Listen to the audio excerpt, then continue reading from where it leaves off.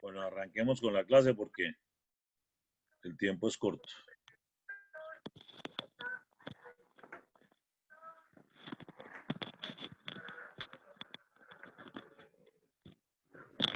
¿Qué decía, profe? Que arranquemos ya porque el tiempo es corto. Ah, sí, señor.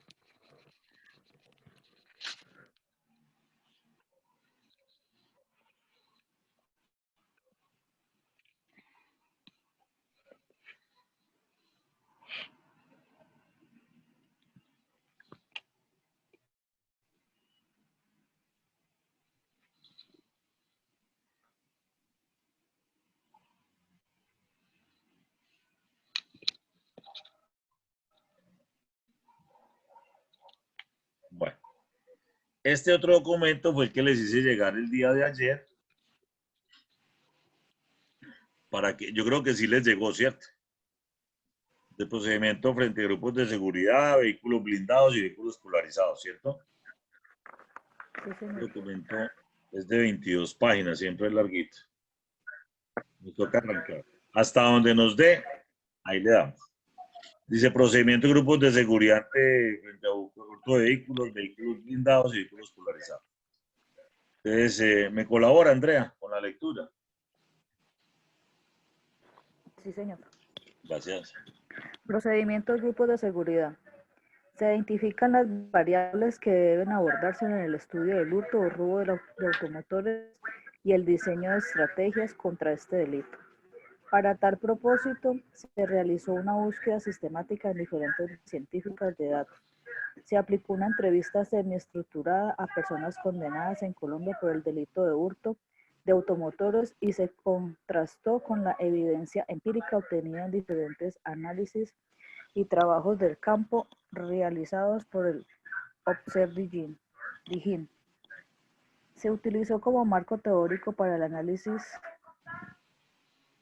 la teoría de lesión racional y la de la oportunidad. Como resultado se identificaron 11 variables que intervienen en el fenómeno.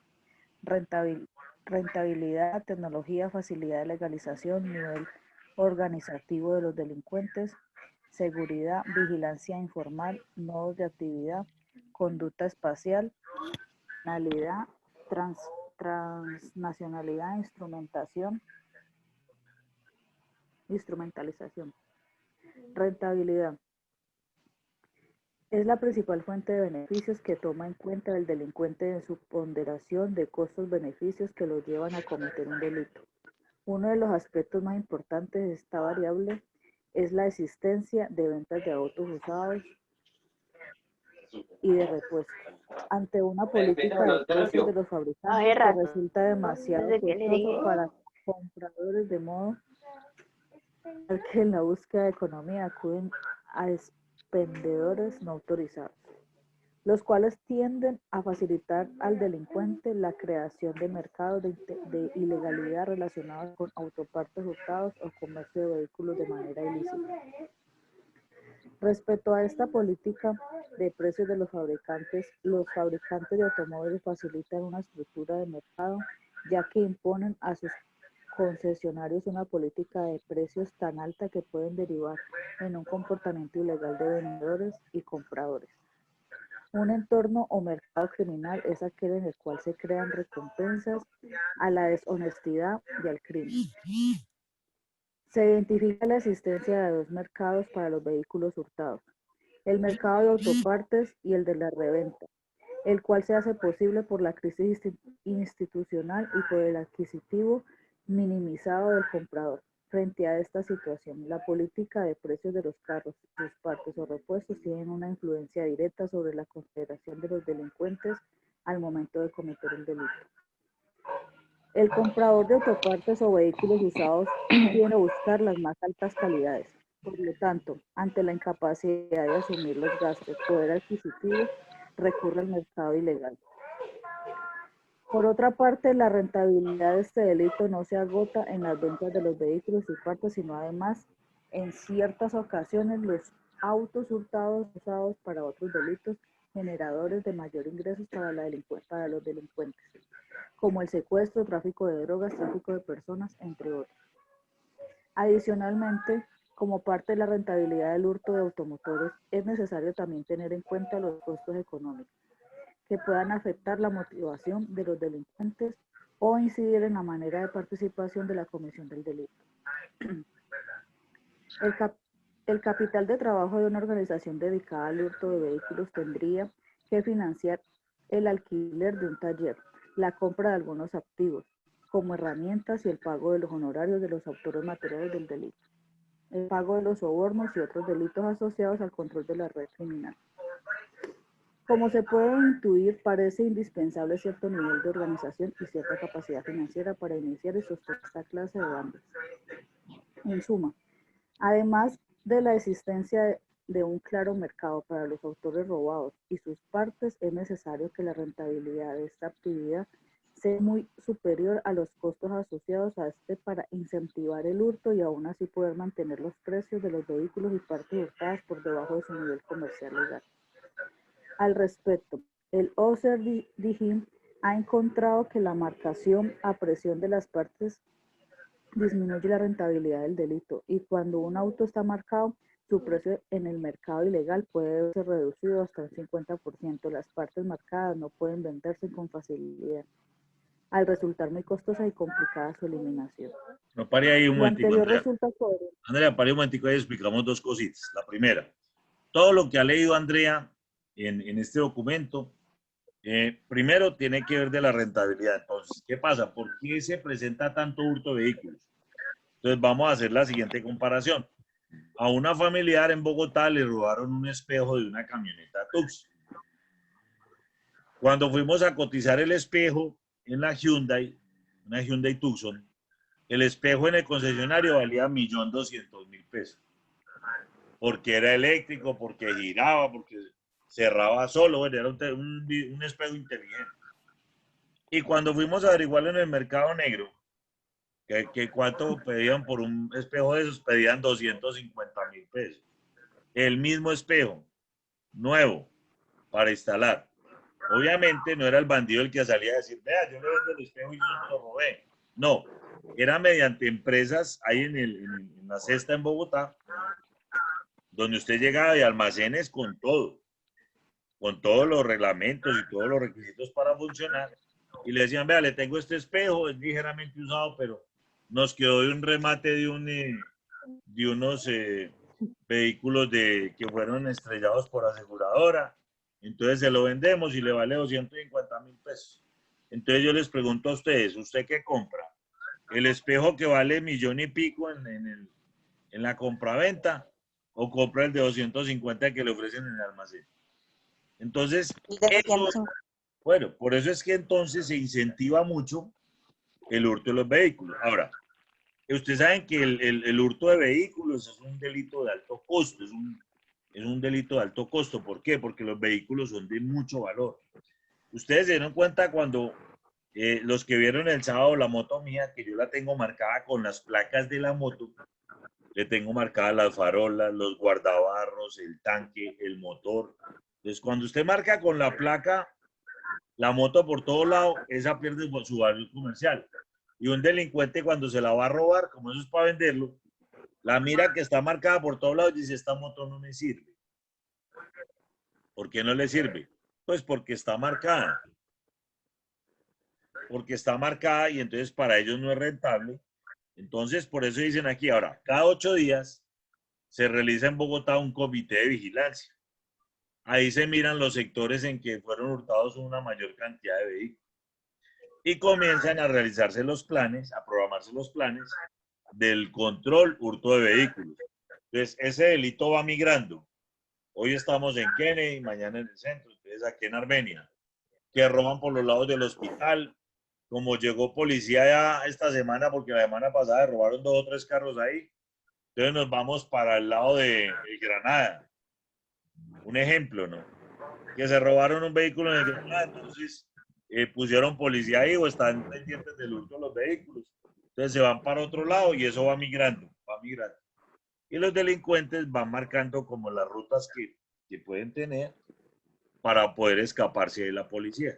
Sigamos, Andrea, con la lectura del documento, por favor.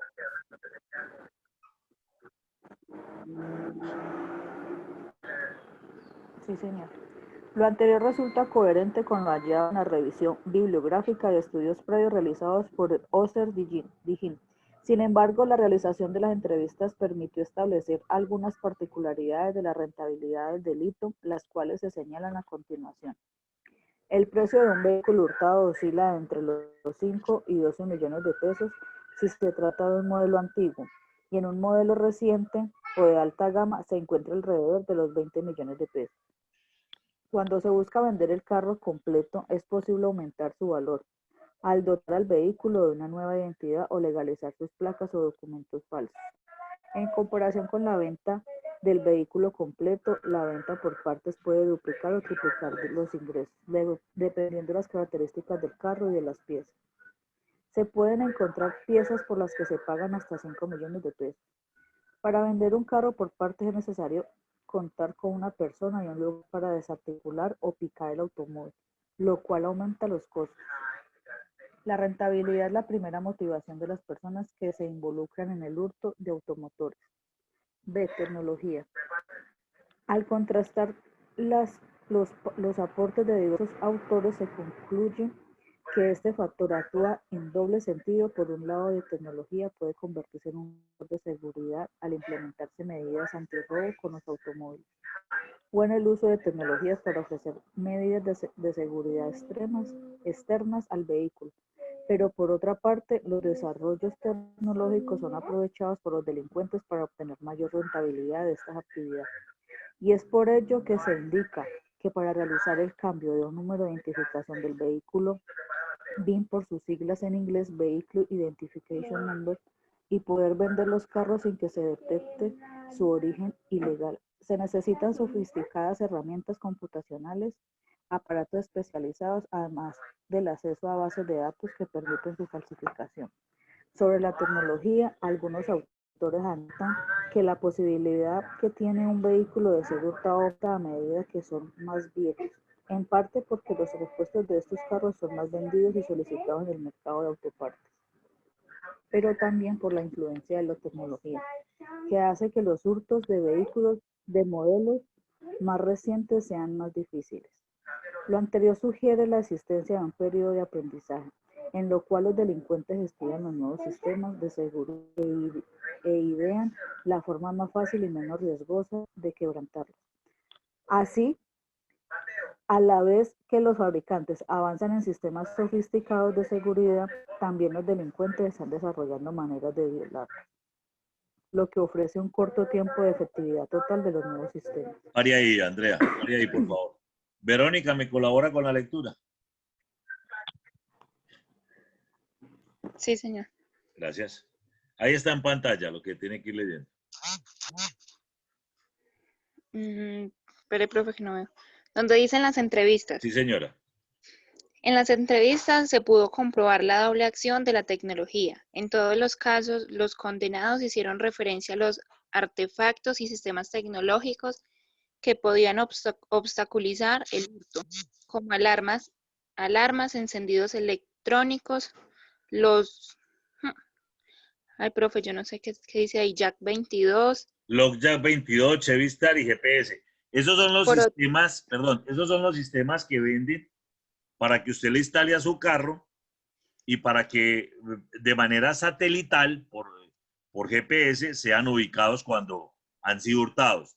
Es el LogJack 22, el Chevistar, que es de la Chevrolet, y el GPS, que es un aparato que usted compra y se lo instala en el vehículo donde usted quiera, para en el evento en que sea objeto de hurto pueda ser ubicado. Eso lo utilizan mucho los vehículos de carga, los camiones, las tractomulas o tractocamiones, los vehículos que son de transporte grande. Ellos utilizan mucho. En las empresas de transporte de pasajeros lo emplean para ver los tiempos que gastan los vehículos y en dónde se ubican en un momento dado cuando ellos lo requieren. Siga, gracias.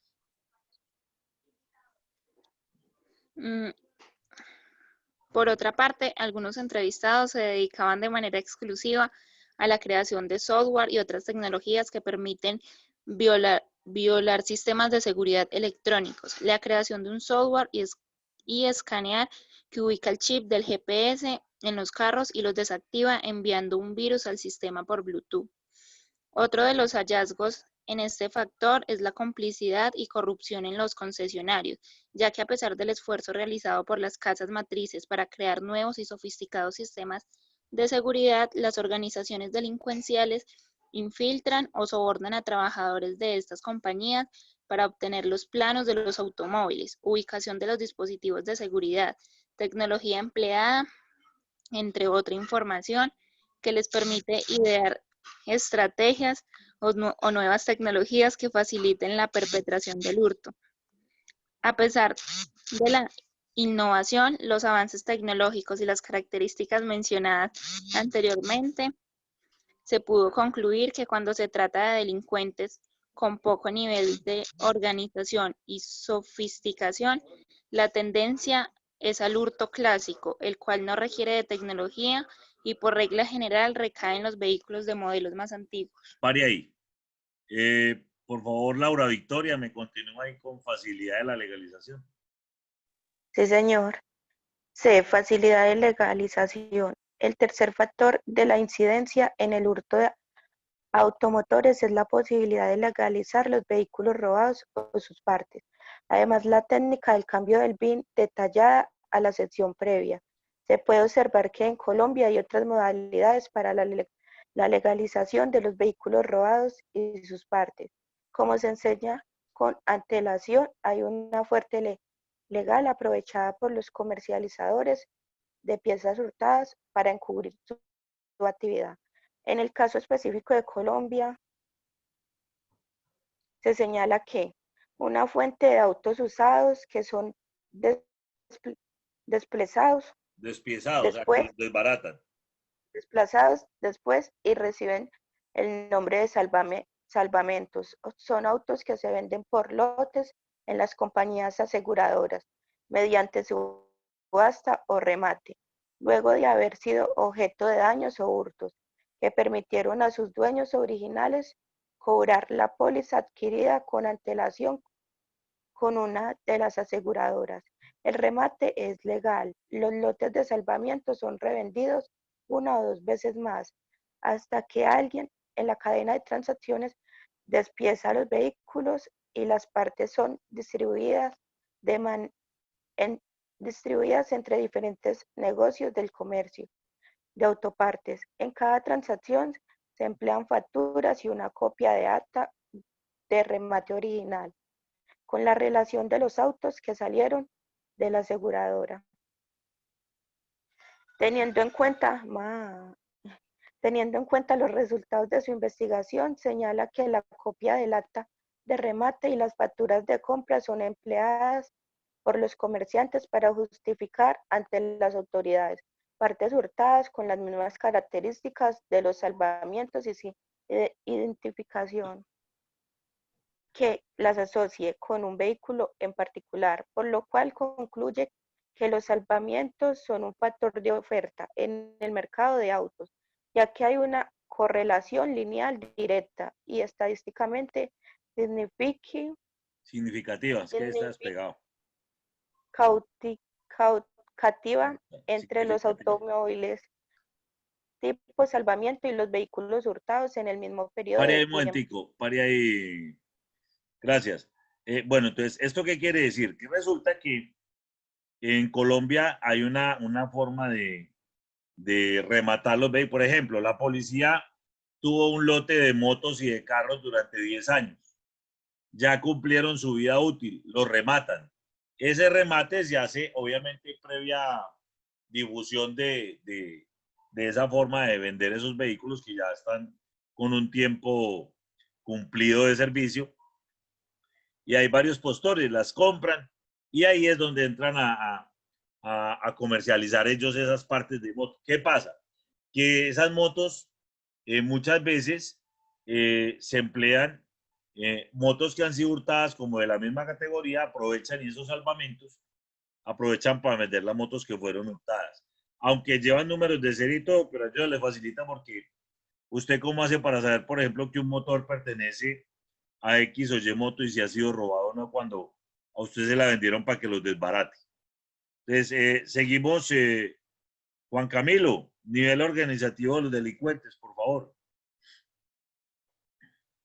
Sí, señor. Nivel organizativo de los delincuentes. Como se puede derivar de las variables expuestas, hasta el momento, el hurto de vehículos exige un alto nivel organizativo de los delincuentes, aunque algunas modalidades requieren una mayor organización respecto a otras. En la literatura se ha destacado el hurto de automotores como una de las principales actividades del crimen organizado. Algunos autores, basados en información de la Federación de... Aseguradores colombianos. Fasecolda. Sí, Fasecolda y la IGIN señalan una composición típica de las organizaciones dedicadas al hurto de automotores, principalmente las modalidades de atraco y alao. Bueno, pare ahí. Gracias, Chacón. Gracias. Sí. Yo voy a describir aquí, lo voy a leer yo porque es para que ustedes le pongan cuidado con relación al nombre que se le da a las personas que hacen parte de esa cadena delincuencial, donde el objetivo es robarse el vehículo, desbaratarlo, esconderlo, desbaratarlo y comercializarlo. Entonces, el autor material es el primero y es el que se hurta el vehículo. Segundo, los mecánicos, que son los encargados de reacondicionar el vehículo y a veces cambiar los sistemas de identificación para darle una nueva identidad. También son los encargados de desarmar el auto. El receptador, ese está en el Código Penal colombiano, está como la persona que recibe el vehículo y se lo pasa a un comercializador, quien vende el vehículo o sus partes. El financiador, quien es el que provee el dinero para toda la operación, y el jefe de la organización, que muchas veces es el mismo financiador y es el autor intelectual o la cabeza de la organización. Es la persona más oculta de todo el proceso. La evidencia empírica encontrada por el Officer Dijín confirma en forma de organización, la cual incluye otras dinámicas propias de la estructura criminal. La mayoría de las organizaciones delincuenciales trabajan compartimentadas, es decir, el que se hurtó el vehículo no sabe a quién fue vendido, y el que lo desguaza o el que lo desbarata no sabe a quién se lo robaron ni cuánto le pagaron de comisión al ladrón. El receptador no conoce dónde fue despiezado o desguazado el vehículo, ni el dinero recibido por el ladrón y el desguazador. O sea, ellos trabajan mucho con la compartimentación. ¿Qué pasa? Ellos no permiten que el uno conozca al otro para cuando, por ejemplo, si cogen al que se robó el vehículo, él no sabe dónde lo van a desguazar, ni quién va a hacer ese trabajo, entonces él no puede aventar a nadie. De pronto sí conocerá un contacto que es el que maneja todos los hilos de la organización.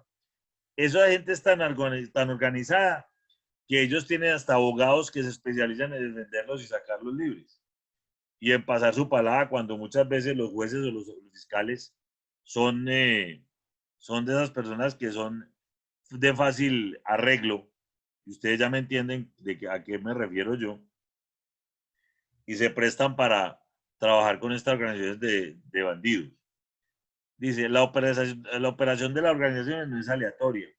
En la mayoría de los casos se reciben pedidos de tipos de autos, partes, modelos. Cuando se roban los vehículos por encargo, por ejemplo, que son realizados por comerciantes según las dinámicas del mercado.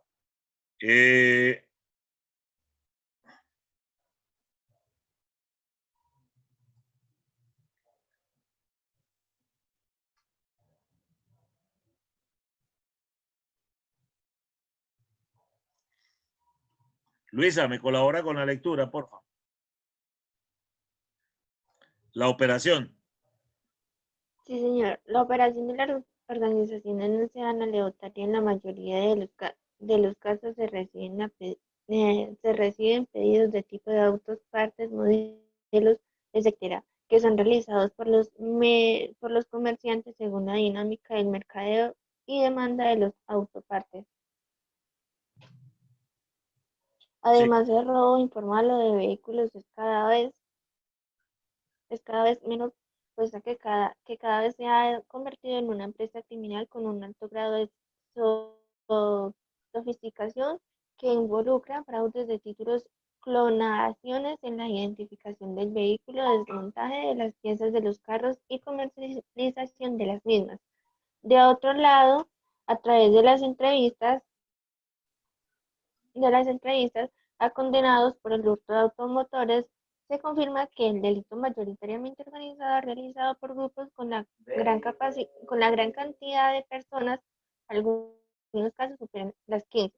Teniendo en cuenta lo anterior, en las organizaciones se observa un alto grado de especialización y de roles definidos, dependiendo de las habilidades y recursos de cada individuo y dada la gran cantidad de personas que intervienen en la estructura es jerarquizada con un líder que coordina a todos los individuos y el proceso que van a llevar a cabo.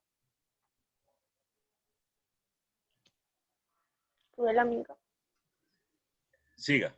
En las organizaciones se logró determinar dos tipos principales de las relaciones entre los integrantes. En primer lugar, se tienen grupos con un menor número de personas, en los que los vehículos son de parentesco, con un bajo nivel de jerarquización y los altos niveles de confianza y de cooperación entre los individuos.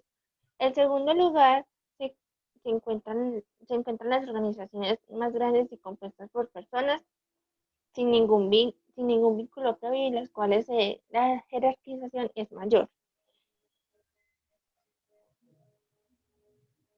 En este segundo tipo es posible identificar que los sujetos no se conocen entre sí.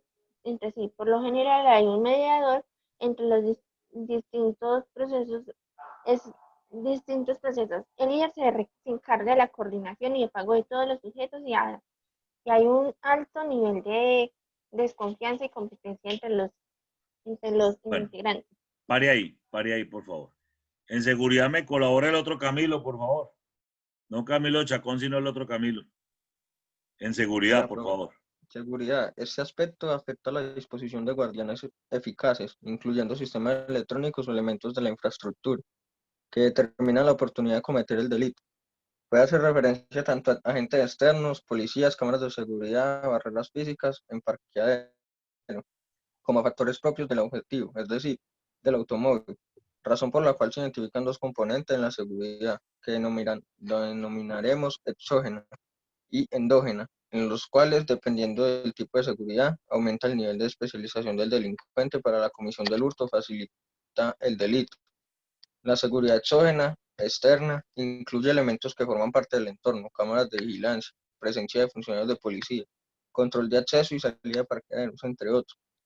Estos factores son responsabilidad principalmente del gobierno y de los organismos de seguridad y pueden disuadir a los delincuentes de la comisión del delito, dada la posibilidad de ser identificados, capturados e incluso por la dificultad asociada al hurto. Además, este tipo de seguridad está estrechamente relacionada con el lugar donde se comete el delito. A pesar de la importancia ya señalada de la seguridad de los vehículos, este elemento puede generar cierta controversia. Algunos especialistas señalan que los avances en las tecnologías antirrobo en los carros pueden hacer que los crímenes de robo de autos se vuelvan más violentos. Según este autor, los viejos métodos de hacer contacto con los cables de ignición ya no son aplicables por la actual ignición con antirrobo y los sistemas controlados por computador. Dadas estas circunstancias, los criminales se han vuelto más diversificados y violentos en su metodología.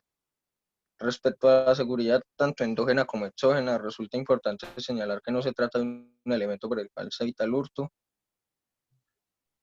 per Por se. siempre.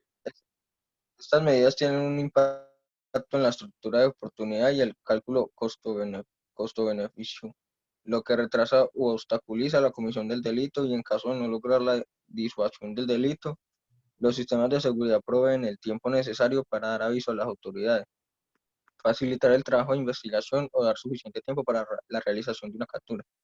Es fácil identificar la asociación de la variable seguridad con la denominada exógena, puesto que hacían referencia a la policía, seguridad en parqueaderos, cámaras y demás elementos propios de este tipo de seguridad, sin que se hiciera mayor referencia a las medidas de seguridad endógena para prevenir el hurto de automotores. Una vez realizada esta aclaración, el principal elemento que se deriva de las entrevistas atañe a la baja efectividad de la seguridad humana, control formal e informal, es decir, de aquellos elementos que son realizados o dependen de personas. Tal es el caso de los funcionarios, vigilantes y policías que son vulnerables a la corrupción o a sufrir equivocaciones, de modo tal que no son un elemento de seguridad completamente efectivo. Igualmente, se reconoció la posibilidad de comprar a vigilantes y personas encargadas de la seguridad en parqueaderos, razón por la cual los entrevistados consideran más eficientes aquellas medidas de seguridad que no dependen de la persona. Ejemplo, sistemas electrónicos de vigilancia, control de acceso y salida, entre otros. Pare ahí, por favor. Bueno, entonces, como ustedes pueden ver, a medida que va avanzando el documento, nos va hablando de diferentes aspectos que hay que tener en cuenta. Entonces, el